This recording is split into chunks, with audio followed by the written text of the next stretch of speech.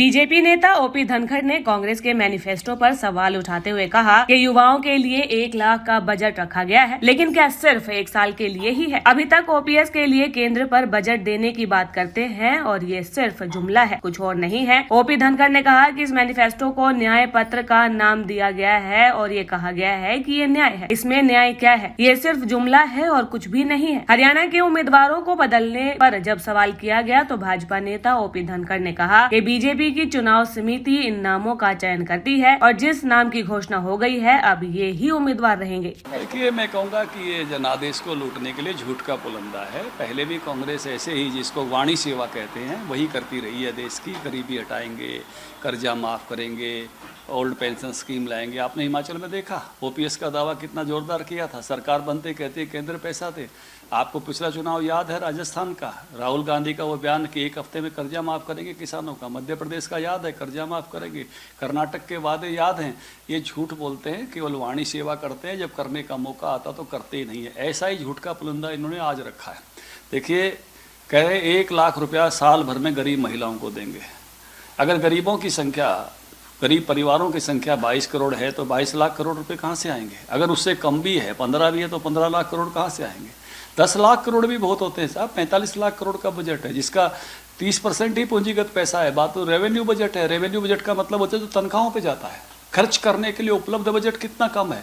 तो उसमें से ये सब युवाओं को कह रहे हैं कि 1 साल के लिए 1 लाख रुपया देंगे। बाद में क्या करेंगे? अग्निवीर का विरोध कर रहे हैं, लेकिन आप 1 साल की योजना ला रहे हो, तो युवाओं को कौन से भ्रम में उसके लिए डालने वाले हो? आप हर सेक्टर के लिए बहुत सारी बातें इन्होंने ऐसी कही हैं। सीएसीपी को कानूनी दर्जा देंगे। भाई, किसका राज था? सीएसीपी किसने बनाई थी? तभी कानूनी दर्जे से बना देते थे, संवैधानिक दर्जे से। 66 में कांग्रेस की सरकार में बनी थी। इतने वर्षों तक किसका शासन था? आपका शासन था। आपको ये बात आज क्यों याद आ गई? फिर आप कह रहे हो स्वामीनाथन रिपोर्ट लागू करेंगे। स्वामीनाथन कमीशन किसने बनाया था? कांग्रेस पार्टी ने। स्वामीनाथन की रिपोर्ट कब आ गई थी? 2006 में। 8 साल तक किसका राज था? आपने क्यों नहीं स्वामीनाथन रिपोर्ट इंप्लीमेंट की? क्यों पैरों तले दबाए बैठे रहे? कमेटी बनाई हुड्डा साहब की लीडरशिप में 4 मुख्यमंत्रियों की, 2 साल तक उस रिपोर्ट को आप जो है पैरों नीचे दबाए बैठे रहे।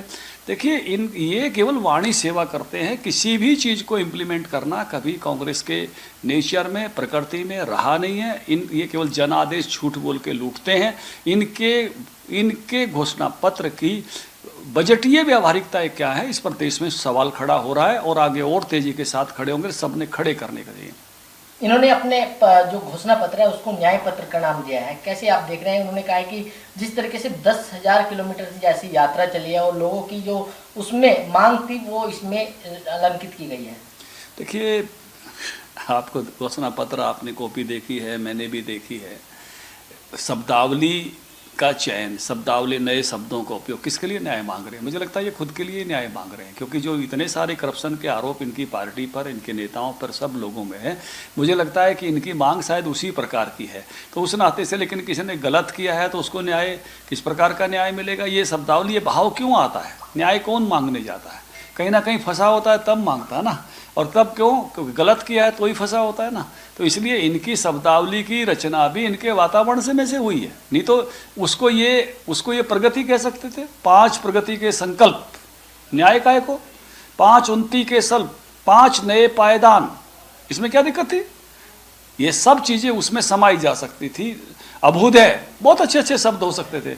वही न्याय इसलिए आ रहा है कि कुल मिला के ये जिस मानसिकता से गुजर रहे हैं, हमेशा शब्दावली भी उसी मानस में से आती है। ये उसी की प्रतीक है। सर, कहीं ना कहीं आपने कहा है कि कांग्रेस के नेता जिस तरीके से करप्शन के आरोप लगे हुए हैं, ऐसे में बीजेपी की क्या मजबूरियां बनती हैं कि वो बीजेपी के जो कांग्रेस के नेता हैं उनको बीजेपी में शामिल कराते हैं?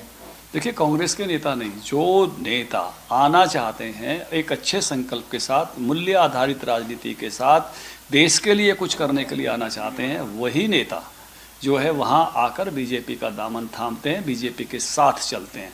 उनको ये छोड़ दीजिए। देखिए, हमेशा दूसरे दलों से तो हर समय लोग आए हैं। सुषमा जी भी दूसरे दल से आई थी। जब जनसंघ बना तो श्यामा प्रसाद मुखर्जी भी हिंदू महासभा के नेता थे।